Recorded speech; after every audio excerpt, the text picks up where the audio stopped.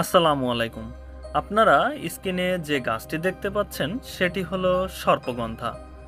সর্পগন্ধার বৈজ্ঞানিক নাম হলো রাউলফিয়া সারপেন্টিনা।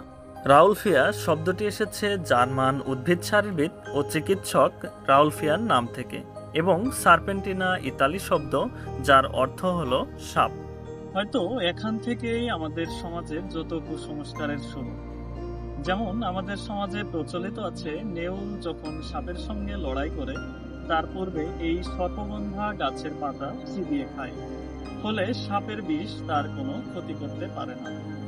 এরকম আরো সবচেয়ে বেশি প্রচলিত যে কুসংস্কারটি সেটি হলো আমাদের বাড়ির পাশে যদি কোনো সর্পগন্ধা গাছ থাকে তাহলে সাপ বাড়িতে প্রবেশ করতে পারবে না। এক্ষেত্রে যে ব্যাখ্যা প্রদান করা হয় তা হলো সর্পগন্ধা গাছ থেকে এমন কোনো গ্যাস নিঃসৃত হয় যার ফলে সাপ বাড়িতে প্রবেশ করতে পারে না। তবে এক্ষেত্রে দুটি ভুল লক্ষণীয়। সেটি হচ্ছে এর কোনো ঘ্রাণ শক্তি নাই। দ্বিতীয়ত, সর্পগন্ধা গাছ থেকে এমন কোনো গ্যাস নিঃসৃত হয় না যার ফলে সাপ বাড়িতে প্রবেশ করতে পারবে না। এখন আপনাদের মনে একটি প্রশ্ন জাগতে পারে যে তাহলে ফেনল বা কার্বলিক অ্যাসিড কিভাবে সাপ তাড়াতে ব্যবহার করা হয়। আপনি যখন বাড়ির পাশে মাটিতে বা বোতলের মুখ খুলে ফেনল বা কার্বলিক অ্যাসিড রেখে দিচ্ছেন, ঠিক তখনই এটি বাতাসের সাথে এর কণুকগুলা মিশে যাচ্ছে এবং সাপ যখন জিহ্বা হা করে এই শ্বাস প্রশ্বাস নেওয়ার চেষ্টা করতেছে, ঠিক তখনই এই কণাগুলো সাপের শরীরে প্রবেশ করতেছে।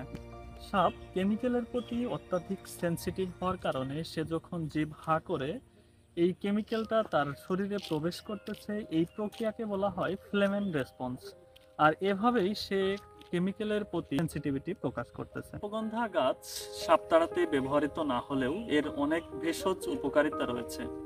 যেমন এই গাছের মূল যদি আপনি চূর্ণ করে খান তাহলে এটি আপনার উচ্চ রক্তচাপ নিয়ন্ত্রণ করবে, পাশাপাশি আপনার উত্তেজনা কমিয়ে পর্যাপ্ত পরিমাণ ঘুম হতে সাহায্য করবে।